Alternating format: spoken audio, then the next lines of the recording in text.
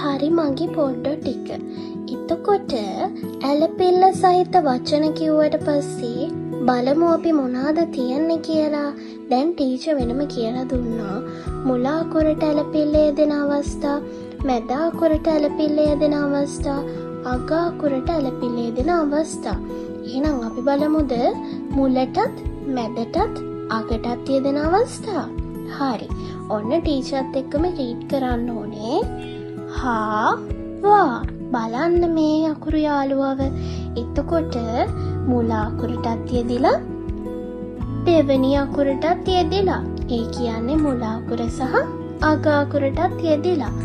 ඊට පස්සේ සාමා, ආවා, මාලය, පනාව, සාලය, පඹයා, තාලය, වරාය, වරකා, තාරකා, සාගරය, තාරාවා, කාමරය. හරි. අපි බලමු ඇලපිල්ල සහිත වැකි. ඒ කියන්නේ අපේ දැන් මේ ටීචර් කියලා දුන්න ඇලපිලි යාළුවව දාලා වාක්‍ය ලියන්නයි අපි දැන් හදන්නේ. කියවමුද බලන්න. හාවා පාරට ආවා. මාලා සාය මහනවා. පාල මාතර යනවා. කාක්කා පාන් කනවා. කාරය ළඟ තාරාවා. සාදයට යන මාමා. පාලම යට වාහන රබාන උඩ මාලය. තාලයට යන බාල. බලන්න කොච්චර ලස්සනට ටීචර් දැන් පාඩම කියලා දුන්නද. හරි.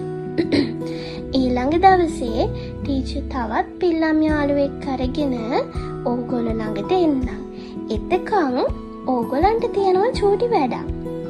ටීචර් ඉස්සෙල්ලා කිව්වා නේද අකුරු කිහිපයක්. ඔයාලටත් කැමති අකුරු කිහිපයක් අරගෙන එයාට ඇලපිලි යාළුවව දාලා ලස්සනට හදා හරි ගස්ස ගන්න පුළුවන්ද?